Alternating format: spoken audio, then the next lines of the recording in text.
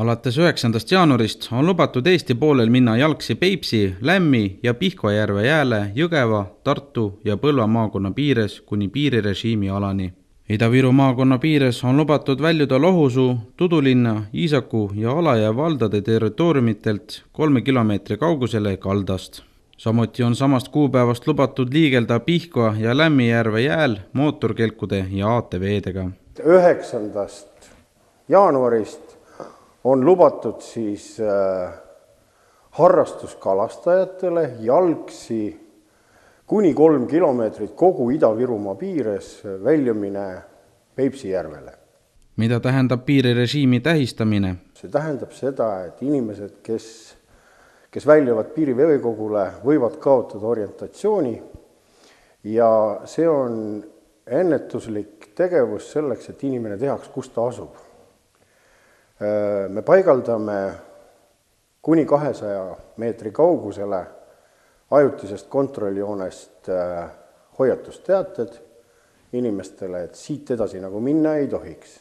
Piiripostid seisavad piirirežiimi alal, tähistavad piirirežiimi ala ehk 200 meetrit kontrolljoonest ja sellesse alasse ei tohi kalurid ega keegi peale piirivalve siseneda, et see ongi see ala, mida me kontrollime, et ületusi ei oleks.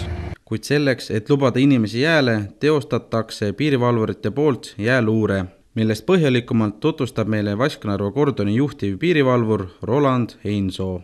Külmade saabudes alati Politsei- ja Piirivalveameti piirivalvurid käivad mõõtmas Peipsi järvistul nagu Narva jõel jääpaksust, et tagada kalurite, nii kutseliste kui ka hobikalurite turvalisus, et kõik jõuaks alati koju õigel ajal oma perede juurde. Selleks piirivalvurid käivad järvel, mõõdavad, puurivad auke, vaatab, mitu sentimeetrit paksus on jääl ja vastavalt sellele teevad juhtkond otsuse, kas lubada inimesed järvele või mitte. Piirivalvurid hoiatavad, et ohtlik ning seetõttu on keelatud ka liikumine nii jalgsi kui ka transpordivahendiga Salusaarele ligemale kui 300 meetrit ning ojade ja jõgede suudmetele lähemal kui 150 meetrit. Ida-Virumaal kuni 300 meetrit. Narva jää lähtele on keelatud minna lähemale kui 1 kilomeeter. Alates 11. jaanuarist leevendati järve jääle mineku piiranguid veelgi. Alates eilsest lubatakse mootorkelkude ja ATV-dega minna ka Peipsi järvele, Tartu, Jõgeva ja Põlva maakonna piires. Silmas tuleb pidada seda, et jääle minek on keelatud mis tahes sõiduauto või traktoriga. Lisainfot jääolude kohta saab vaadata Lõuna prefektuuri jääolude kaardilt.